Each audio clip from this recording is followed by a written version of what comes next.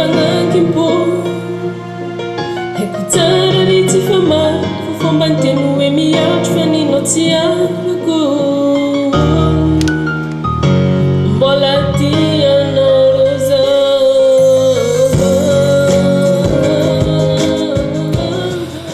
eny ary tompoko lasy tompoko vavy faly miarabantsika jiaby tonga eto amin'ny tafatafa valangizatra avy aty amin'ny radio Frekans valangizatra avy aty amin'ny tanàgnany Maroangizatra niany ty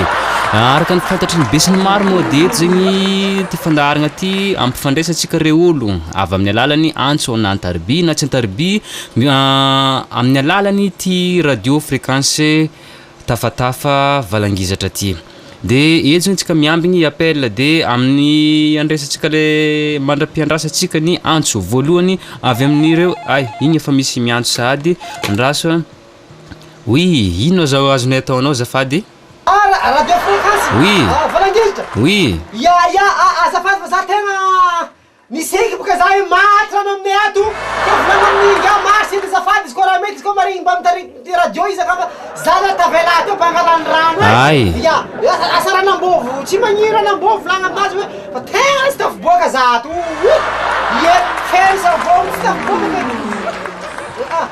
ya de raha ohatra zegny mitandregny zahay zegny le olo am'izao fotoagna zao de tokony efa tonga de horegny zegny raha vao mipetraka aloha appelnao zao angambany ya andrasantsika zegny niantsonazy rehefa afaka kelikely akeo ya igny fa niantso sady izy oui allo radio valangizatra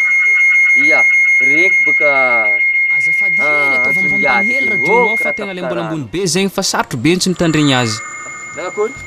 tsy regny tsara be atao ambanimbany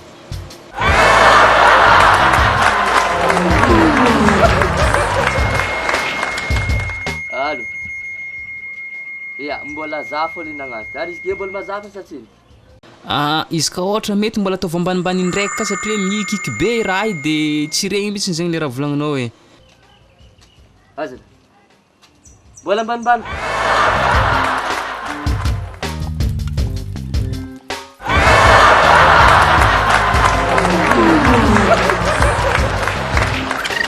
allo oui mbola mitandregny anao fô zay ke tegna le mbola tsy mety ataovy ambanimbany hely ndra mandeha zafady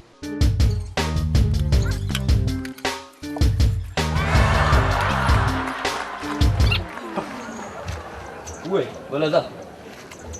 mbola ambanimbany zalahy jadako tegna le ambany ke